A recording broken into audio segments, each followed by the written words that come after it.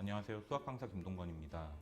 저는 강사 생활을 수리논툴에서 시작해서 대입과정을 가르치다가 가장 최근에는 대치동에서 상상고 입시를 5년 정도 해왔습니다. 그리고 지금 현재는 올케학원에서 수학을 가르치고 있습니다.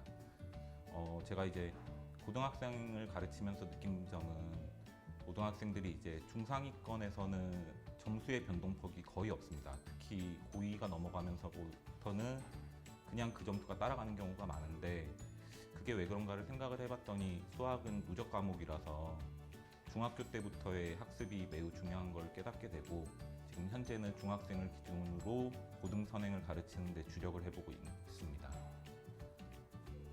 중학생 학생들에게 꼭 해주고 싶은 말이 있는데, 이제 중학생 학생들이 수학을 잘하기 위해서 뭐 어떻게 해야 되느냐라는 방법론적인 이야기들을 많이 하시는데, 저는 그것보다는 이제 중학생들은 제가 이렇게 지켜보니까 알고 모르는 것에 대한 구분을 잘 못하는 경우가 많았습니다. 그러니까 본인이 정말로 알고 있는 것인지 모르고 있는 것인지 자기 스스로도 잘 모르는 거죠. 그래서 중학생 친구들은 이제 맞고 틀리고에 연연하지 말고 알고 모르는 것에 대해서 솔직하게 다가가는 것이 수학을 잘하는 출발점이라고 생각합니다.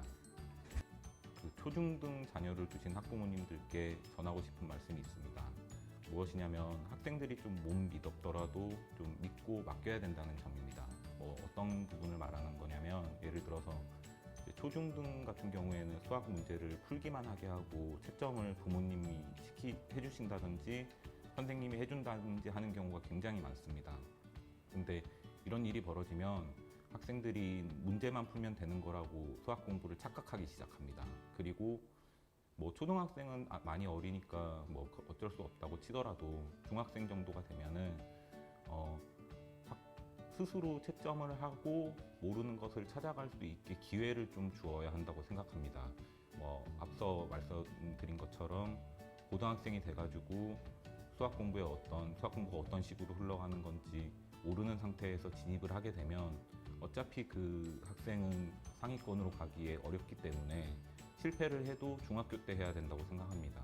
그래서 부모님들께서는 이제 학생이 답지를 베끼고 이런 것들이 걱정스러워서 좀 많이 케어하시려고 하셔도, 중학교 때 학생이 수학 공부를 어떻게 해야 되는지 그 과정에 대한 어떤 깨달음이 필요하기 때문에 학생들을 좀 믿고 맡겨주셨으면 좋겠습니다. 그리고 학생들은 앞서 말한 것처럼 자신이 모르는 것에 대해서 명확하게 구분할 수 있고 알려고 할 때 수학 공부가 반드시 제대로 시작되는 것이기 때문에 여기 올케학원에서 선생님 지도하에 이렇게 잘 했으면 좋겠습니다.